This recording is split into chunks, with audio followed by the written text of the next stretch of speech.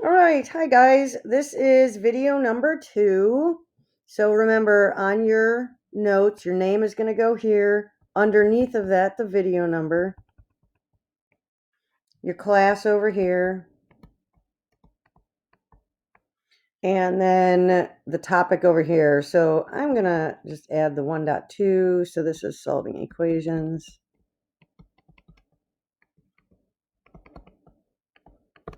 All right. And then that would be the top of my page. Now, I'm just going to write some notes down on the right-hand side, go through 2 examples. This will be a pretty quick video. So if you see, here's our first example problem, something like 4 times the quantity, t minus 4. If I say times the quantity, that means I'm talking about parentheses, all right? So just so you know, equals negative 20. And so steps that you want to do here, you want to expand any possible multiplication.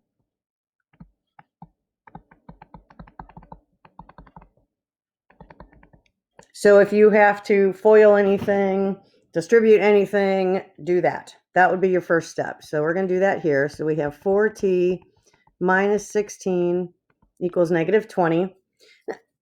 Here's some I didn't really point out in the first video, but the reason that I'm doing notes like this is I found that kids were taking better notes when I did videos because they could pause, stop, rewind, digest, think through steps, which they can't do in class. I tend to go a little bit quickly, and I lose some kids, and those kids are doing much better when they're this way. So, if you want to, you should do things like pause the video, do your distribution up here, and then hit play again and make sure you're getting the same thing as me. Practice these steps before. That's a good way to practice math, is predicting what the next step is going to be. All right, so next, your goal is to get variable terms. And this is anytime you're solving an equation, is to get all variable terms on one side of the equation. It doesn't matter if it's the left or right side. Sometimes you will have more than one variable term. That doesn't happen in this problem, but it will in the next. So, excuse me, all variable terms on one side of the equation and numbers on the other. And a number term is a constant, right? It can't change. This negative 16 can't change. It's negative 16. So a number term is a constant on the other. And how do you do that? You move terms from one side of the equal sign to another.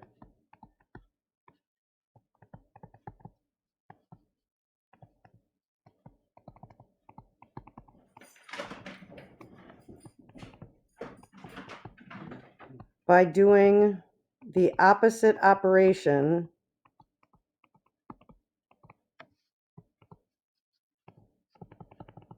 of what's in the problem. So if it's a plus, the opposite is a minus.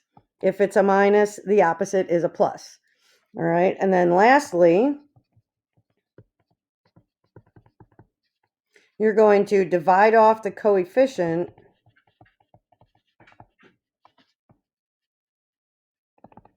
I guess I have a statement about that. Divide off the coefficient on the variable term.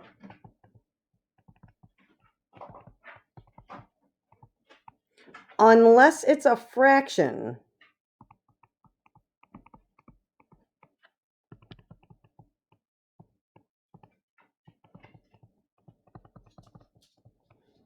You could still divide by the fraction, but I think it's much easier to just multiply by the reciprocal.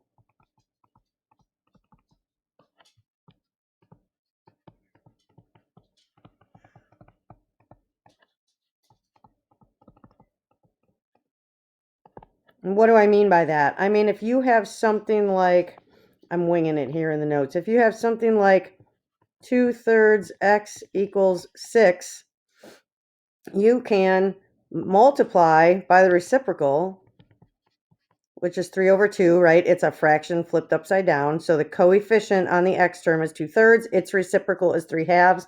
What I do to one side, I have to do to the other. And just kind of long term, so I know you know how to do fractions, these are going to cancel each other out, right? When you multiply straight across. So this would be 6 over 6, which is 1, which is just plain x, right? That's how that would work. And then this 6 is over 1, so you'd get 18 over 2, which equals 9. And you can do that without a calculator probably more accurately than you can use a calculator, because some of you guys think that if you put it in a calculator, you will get the right answer. You won't. It's kind of like driving a car. If you think you're in reverse and you're in drive and you hit the gas pedal, it's going to do what you told it to do, not what you think it should do. So you need to be very careful using calculators. I quite honestly would recommend against it. Learn to do the actual math and do what you can. So, okay, let's go back to our steps here. Red, first thing, expand any multiplication. That's step 1. We did that already. 2, the goal in blue, all variable terms on one side of the equation and number terms on the other.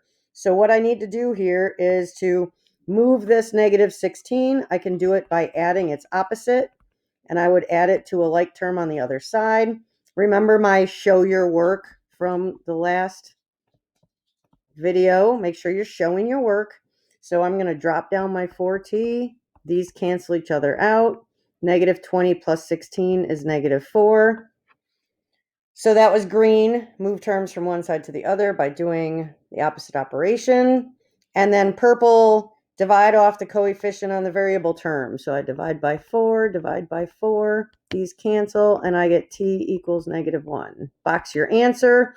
Remember that you could check the answer to equations by substitution. And I'm going to go ahead and do this here. The original problem was, let's see, 4 times. It always surprises me when kids don't know how to check, and it's a little weird. I mean, it does take a minute, but it's worth it if you're doing a test and you find out that you're wrong. So if we're claiming that t is negative 1, that means I can make this a negative 1 in the problem, right? Literally, where you see this, put this. So now I have 4. Negative 1 minus 4. Remember PEMDAS. So my, I'm going to combine some like terms here. So I have 4 times negative 5 is negative 20. And this is a claim. This is something you're saying, is this actually true? You don't really know until you prove it. And then the last step, 4 times negative 5 is negative 20. So negative 20 equals negative 20. That thing checks. And then you know that t does indeed equal negative 1 and not anything else. All right, so that was a super, super basic, easy problem. We're going to make it more difficult. This, you'll find out. I love to do this. Give you a problem, make it simple, make you think you know what you're doing, and then blammo, send you somewhere else. So I'm going to claim that this is my first page. This is 1.2, and I'm going to go to another page. So here is a more complex equation. And this looks like this. 5 times y minus 1 minus 5y plus 2 equals 3 times 4y plus 3 plus 8. So this combines everything we've done so far. So we're going to distribute first. So we'll distribute here 5y minus 5. Now, if it helps you, you can put a minus 1 in here and distribute this whole minus 1 to that set of parentheses. So I'm going to have a minus 5y minus 2 equals 12y plus 9, and then just bring down the 8. Okay, so let's combine some like terms. I'm going to go 5y minus 5y. Now, I'm only dealing with what's on this side of the equal sign, right? And then what's on this side of the equal sign. I'm going to handle them totally separately. It's like there's a wall down the equal sign. So these will actually cancel each other out because they're the same value with opposite signs. So if I combine the negative 5 minus 2, I get negative 7. Over here, the 12y is the only variable term. and then 9 plus 8 is 17. All right, next, variables on one side and numbers on the other. So I'm going to subtract off 17 and keep the 12y there because it's already positive. So these are going to cancel. This is negative 24 equals 12y. Now remember, my goal is to get the y by itself. So I need to divide by 12 because the 12 is the variable term. These will cancel, and so I'll get negative 2 equals y. Okay, and I'm not going to go through and check that one. It's whatever. So this is my back side of my page. All right, one more problem, and then you can go. So the next one is 1/3 a minus 6 equals 1/2 a minus 5. All right, so let's talk about multiplication of fractions.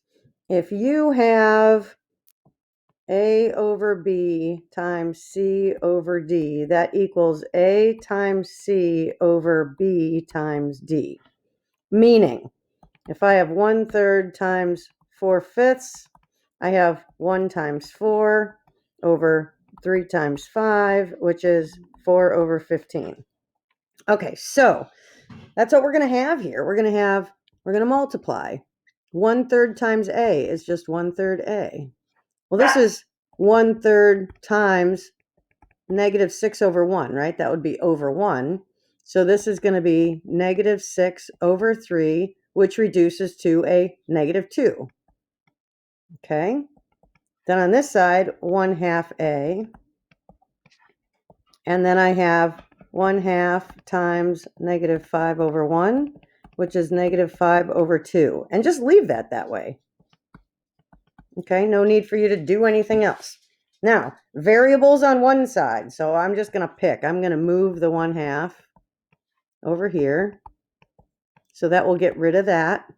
And that means I need to move this 2 over to that side. So I'm going to add a 2 and add a 2.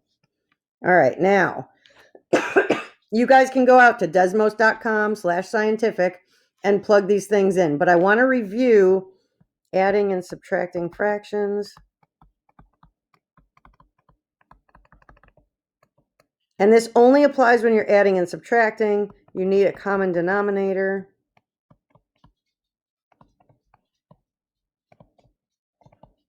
The reason this is important for me that I cover this is because I'm going to have a lot of you next year in either Algebra 3 or Pre-Calculus. And we do a lot of finding a common denominator with, for example, trig functions or radical expressions or other things. And a calculator can't do it for you. So it's important that you actually know what you're doing. So here, I'm going to go ahead and do this manually. So I have 1/3 minus 1/2. And they're both A's. The A's are unimportant. The common denominator is often the two denominators multiplied together. So I'm going to need it to be a 6.